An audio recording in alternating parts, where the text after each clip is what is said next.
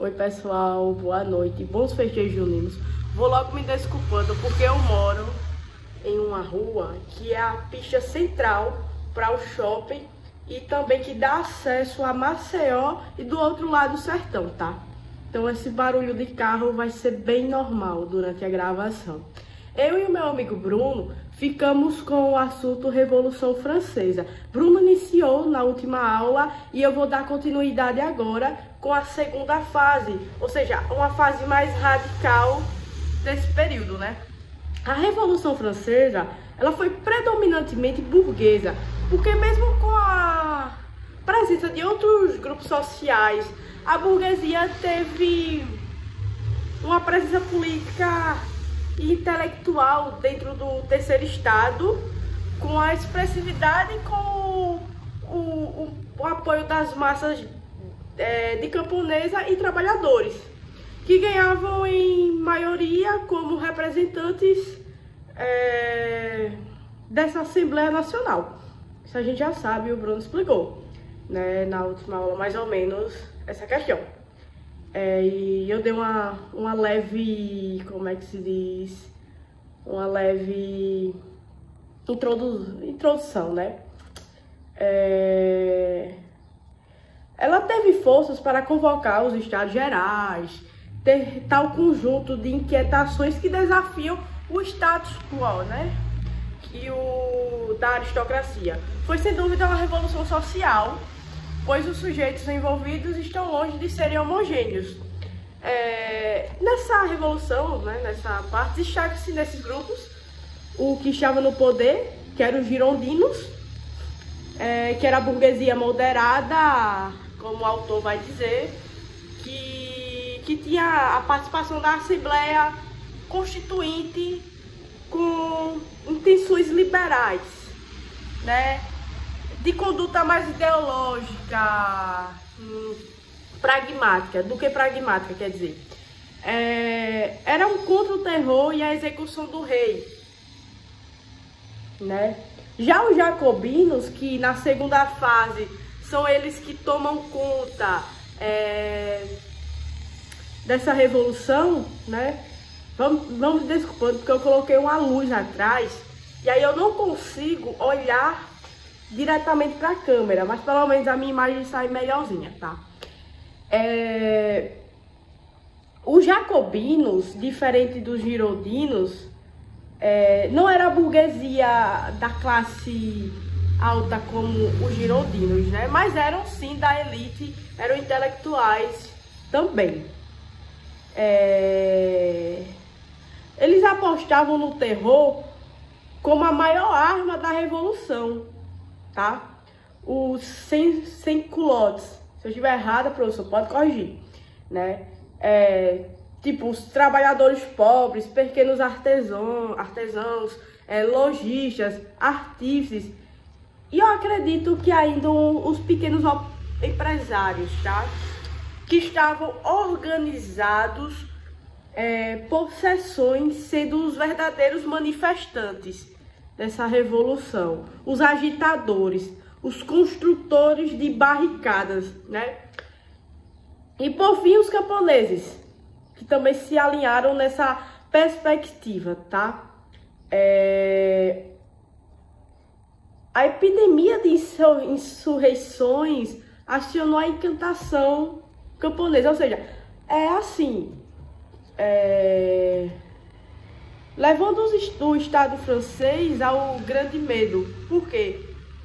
Pode-se dizer que o terceiro Estado tinha todas as condições para executar a revolução, pois os burgueses moderados e radicais eram os intelectuais e politizados que deram forma política ao movimento.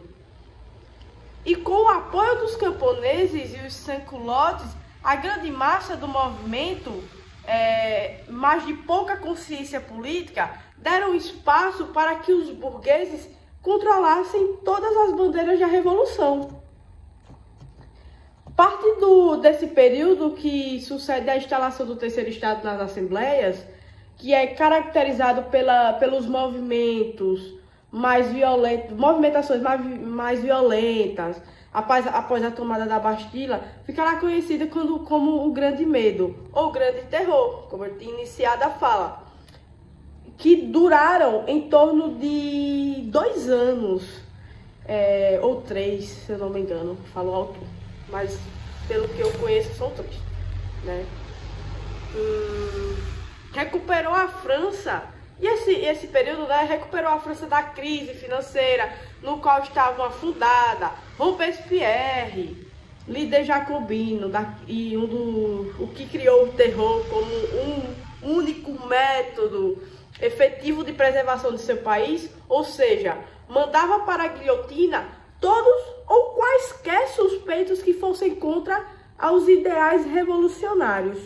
Serviu como uma espécie de extensão da revolução, pois controlava os traidores e os opositores em potencial. Nesse período, Robespierre consegue estabilizar a situação financeira da França e também mantém sob controle os invasores, triunfando militarmente.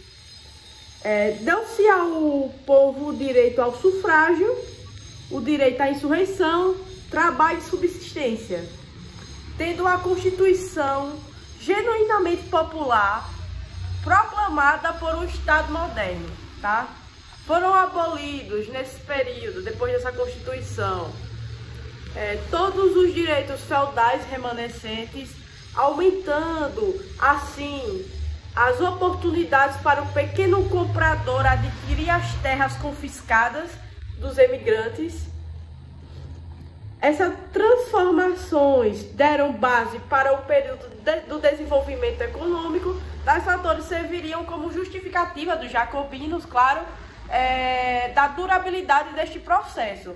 Apesar do excesso de pessoas mandadas à guilhotina, que é um dos fatos que vai levar aos jacobinos também perderem o poder, como Danton, que foi um líder girondino, e até mesmo o próprio Robespierre morre na guilhotina, né? Que foram tragados pela própria Revolução. A Revolução transformou toda a Europa, por varrer grande parte dos sistemas políticos absolutistas, né? E por isso que ela vai ser conhecida e temida por toda a Europa. O período revolucionário que perpassa o diretório e a monarquia constitucional deu bases para um sistema liberal ser implantado e solidificado. Entretanto, até tal fato se tornasse perfeitamente concreto, os povos sob a luz dos iluministas, que colocavam as mãos no poder, sofreram com grandes problemas externos. O recrutamento de um exército fiel na França surge com a solução para resolver as guerras contra a Áustria e a Prússia. E aí é quando Napoleão I, né, como chefe do exército, resgata o governo com grande superioridade militar. Vence brilhantemente as batalhas, né? O exército era composto por uma massa de cidadãos revolucionários com levas improvisadas de tal soldados, recrutas mal treinados, que se transformou numa força de combatentes profissionais que com o tempo incorporaram a experiência de campo e moral através de velhos, cansativos exércitos. Os soldados eram tratados como homens de regras absolutas e promovidos por mérito, o que significava distinção da batalha, produzindo assim a simples hierarquia de coragem. O exército foi amparado por uma indústria de armamentos que satisfazia minimamente as necessidades dos combatentes das necessidades, tá? Que conquistou toda a Europa.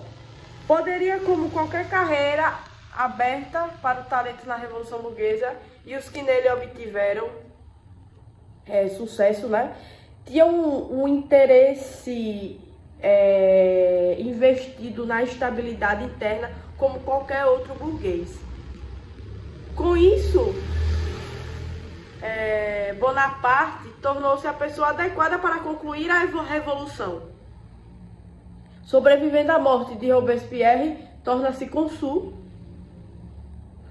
tá? E depois imperador. Resolve os problemas do diretório do Código Civil, fazendo também uma concordata com a igreja e cria o Banco Nacional, deixando a França numa estabilidade política e econômica. Napoleão I, como homem de mil virtudes, o autor vai colocar assim, isso sem dúvida se deve ao reflexo da disseminação do mito napoleônico, né?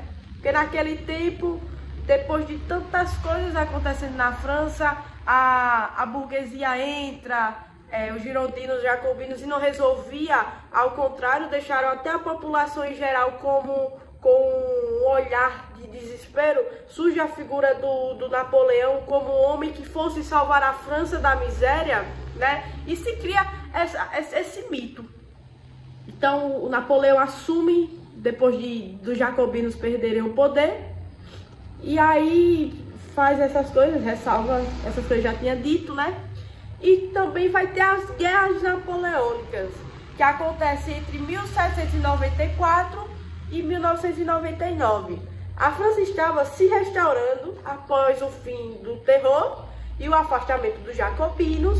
Os girondinos remanescentes recuperaram seus cargos e as ideias liberais voltaram a predominar. Mas a estabilidade política ainda não havia sido perfeitamente alcançada. Estudos europeus contra-revolucionários, né, seguiam com as investidas contra a França, enquanto grupos revolucionários como os sans-culottes ainda arquitetavam revoltas internas naquele ambiente. Então, dentro de um cenário que ainda abrigava diversas disputas e precisava suprimir urgentemente conflitos, tanto internos quanto externos, surgiu uma figura emblemática que deu um novo rumo à revolução. Repito, foi Napoleão. O que havia retomado para a França como um herói nacional, após seu êxito em batalhas travadas na Itália e na Grécia, se deparou com o apoio de grupos políticos internos que buscavam organizar uma nova ordem social estável. Então, no dia 10 de novembro de 1799, Napoleão tomou posse, né, do poder ao dar o golpe conhecido como o 18 de Brumário, esvaziando toda a sala de sessões e criando um consulado decenal de 3 membros.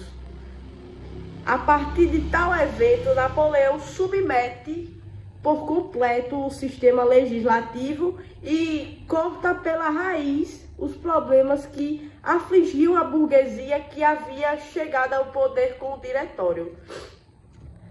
Após o sucesso de diversas políticas monetárias, a criação do Banco da França, políticas de pacificação através da supressão de grupos rebeldes internos e um tratado de paz feito com a Inglaterra, que dura pouco, Napoleão expande seu poder e influencia a ponto de tomar o posto de cônsul. O primeiro cônsul da França é Napoleão, né? Em 1802. A expansão da francesa no mar Mediterrâneo acaba resultando no rompimento do tratado de paz com a Inglaterra, acelerando no processo de ascensão de Napoleão ao poder, mas desta vez como imperador da França, em 1804. Tal evento ocorre pela necessidade eminente de defender e expandir o poder e o território francês. Em seguida, a França mergulharia sucessivas vezes no mar de conflitos. Após a formação do grande exército, que contava com cerca de 600 mil homens, Napoleão teve uma breve derrota marítima contra a Inglaterra, mas logo depois obtém êxito na batalha de Auster, alguma coisa, não vou lembrar. E toma a Áustria, que era um território da Áustria, como como estado vassalo. seguindo assim uma sucessão de vitórias por terras. A França havia alcançado o patamar de potência militar terrestre, porém permanecia perceptível a impossibilidade de vitória marítima contra a Inglaterra. Então é estabelecido o bloqueio continental, né, de um embargo econômico contra a potência... Deixa passar, né? Perdão, perdi até o raciocínio depois desse barulho. Mas em um embargo econômico contra a potência, a França impedia a comercialização entre seus países aliados ou ocupados e a Inglaterra. No ano de 1811, o expansionismo napoleônico chegava ao seu ápice após anos de exército militar. Logo, alguns países ocupados começam a se organizar em movimentos de resistência inspirados nas ideias de nação, liberdade e igualdade. Dentro dos territórios espanhóis, ocorreu a revolta popular, onde 40 mil civis renderam 10 mil soldados franceses. Dessa maneira, desaparecia a crença da invencibilidade do grande exército francês. Ainda em seu auge, Napoleão empreende uma grandiosa campanha militar contra a Rússia, o que mais tarde se mostraria um dos maiores fracassos da história militar mundial. Ao perceber a estratégia da terra arrasada, de destruir alojamentos, plantações e quaisquer possibilidades de sobrevivência, recuar para o interior, aplicada pelos camponeses russos, o exército francês se viu sem mantimentos, com um inverno a caminho e cercados pelo exército russo. E nada restava a fazer senão retomar a França. Dos 600 mil por aí soldados, apenas 100 mil sobrevivem a esse inverno russo, tá? Então, assim, o Império Francês entrou em estado acelerado de declínio, né? Claro, depois de tantas perdas assim, de soldados. Ocorreram sucessivos ataques contra a França, financiados pela própria Inglaterra, ataques estes que levavam Napoleão a um breve exílio para não morrer, uma volta triunfal, enfim. Acontece esse exílio. Napoleão pensa numa volta triunfal, né? Napoleão, um governo de 100 dias acontece e a batalha final, que é a de Waterloo, quando as forças francesas foram enfim derrotadas e Napoleão foi exilado na ilha de Santa Helena. O que os efeitos dessa revolução francesa têm no mundo? O expansionismo francês chega ao fim com os eventos e reuniões conhecidas como o Concerto Europeu, tá? Que culminou no Tratado de Viena. Os principais atores europeus delimitaram medidas e normas para reestruturar a Europa e reparar as consequências danosas causadas pela França. A escolha da cidade representava o perfil conservador do Congresso, tá?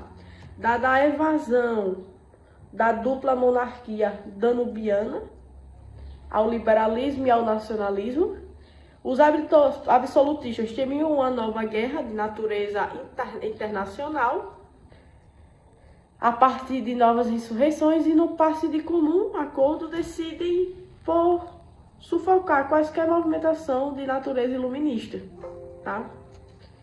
Entretanto, os efeitos da Revolução Francesa fizeram impulsionar com maior ênfase as ideias iluministas e o emergente pensamento socialista. E isso ele traz muitas consequências e benefícios para o mundo de hoje, porque os direitos humanos aconteceu nesse período, né? A construção de estados nacionais como também campos dentro da política que tinham as suas divisões, que é o poder executivo, legislativo e judiciário, né?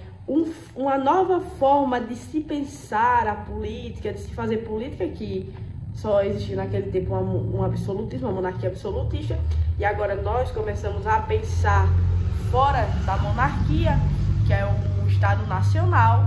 E isso, de fato, muitas pessoas vinham para a França para estudar, assim como, eu posso dar um exemplo, a elite brasileira, naquele tempo, os filhos da elite vêm estudar por aqui, pela própria Europa mesmo, e começam a beber desse novo sistema, dessa nova forma de pensar. Então isso, de qualquer forma, nos leva a imaginar um novo pensamento no mundo, e com certeza, por mais que os líderes dos outros estados europeus, enfim, prendessem esse pensamento, não deixassem entrar, de qualquer forma, eles já estavam circulando. Era inevitável.